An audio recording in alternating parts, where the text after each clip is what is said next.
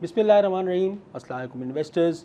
उम्मीद करते हैं कि रमज़ान का पहला अशरा आपका बाबरकत और इबादतों से भरपूर गुजरा होगा और ये सिलसिला रमज़ान के बाकी दिनों में भी जारी रहेगा इंशाअल्लाह। मार्केट के राउंड अप का आगाज़ करते हैं with discussion of the PSX, जहाँ पर फरवरी 2026 में मार्केट ने मजमूई तौर पर 9% नेगेटिव रिटर्न डिलीवर किए। KSE 100 इंडेक्स के लिए ये मार्च 2020 के बाद वर्स्ट मंथली रिटर्न था। मंथली रिटर्न से थोड़ा सा दूर हट के अगर हम एक ट्रेंड को जनरली एनालाइज करें तो एक बुल रन में मार्केट का करेक्शन लेना ऐसी कोई अनप्रेसिडेंटेड बात नहीं है।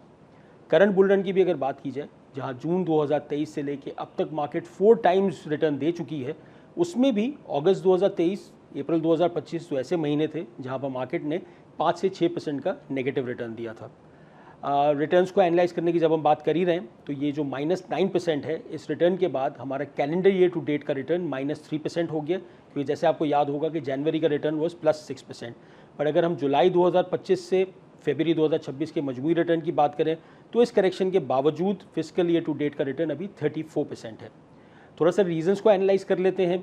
एक रीज़न ऑब्वियसली जो सारी इंटरनेशनल मार्केट्स को इम्पैक्ट कर रहा है वो है ईरान और US के प्रोलॉन्ग होते हुए टेंशंस। पाकिस्तान के पर्सपेक्टिव से ऑब्वियसली द कंसर्न इज़ कि अगर इंटरनेशनल ऑयल प्राइसेस एक एलोंगेटेड पीरियड तक एलिवेटेड रहती हैं तो उसका इम्पैक्ट हमारी इन्फ्लेशन पे और इंपोर्ट बिन पे दोनों पे नेगेटिव आता है। इसी तरह कुछ हमने अनरेस्ट देखा जो कि बलूचिस्तान में एक्सपीरियंस किया गया। उसकी सिग्निफिकेंस मार्केट के लिए इसलिए है कि अगर बलूचिस्तान का अनरेस्ट रेकोडेक के प्रोजेक्ट को, now Reko Diq is a project जो हमारी रीसेंट हिस्ट्री की one of the largest FDIs में शामिल है, तो अगर रेकोडेक में कोई डिले आता है इसकी वजह से तो वो थोड़ा सा मार्केट के सेंटिमेंट्स को हर्ट कर रहा है। Towards the end of the month हमने देखा कि मार्केट के सेंटिमेंट्स थोड़े से रिकवर हो रहे थे, बट पाकिस्तान और अफगानिस्तान की बढ़ती हुई टेंशन की वजह से the month ended again on a negative note.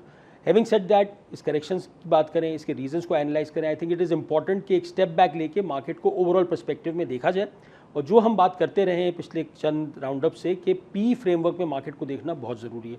Market जब अपने रीसेंट हाई पे थी तो मार्केट का पी था 9 टाइम्स। इस करेक्शन के बाद अब मार्केट अपने लॉन्ग टर्म एवरेज 8 टाइम्स से नीचे आ चुकी है। मार्केट के जो पी की रिकवरी है, जहाँ मार्केट एक टाइम पे हमारी पी पे ट्रेड कर रही थी, वहाँ से रिकवर होकर 8 और 9 जो गई थी, वो प्रेमिस्ड है हमारी मैक्रो इकोनॉमिक स्टेबिलिटी पे, हमारे रिफॉर्म्स पे, हमारा IMF प्रोग्राम के साथ बंधे रहना।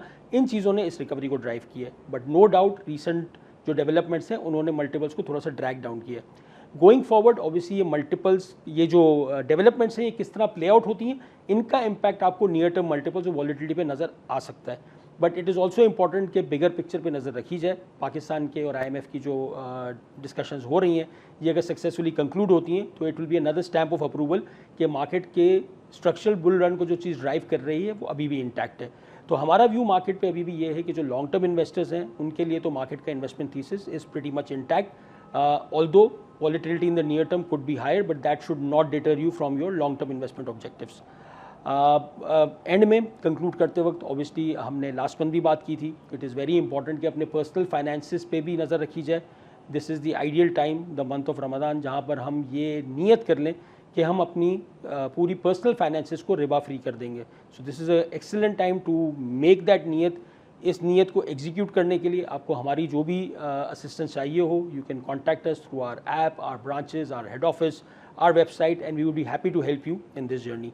तो इसके साथ ही इस मंथ के राउंड अप को कंक्लूड करते हैं। आपसे इंशाल्लाह मुलाकात होगी ईद के बाद, एंड अल्लाह हाफिज़। म्यूचुअल फंड्स में सरमायाकारी के नताज मार्केट के हालात पर मुनसर हैं। सरमायाकारी की पॉलिसी और रिस्क को बखूबी समझने के लिए ऑफरिंग दस्तावेज़ात का मुताला कीजिए।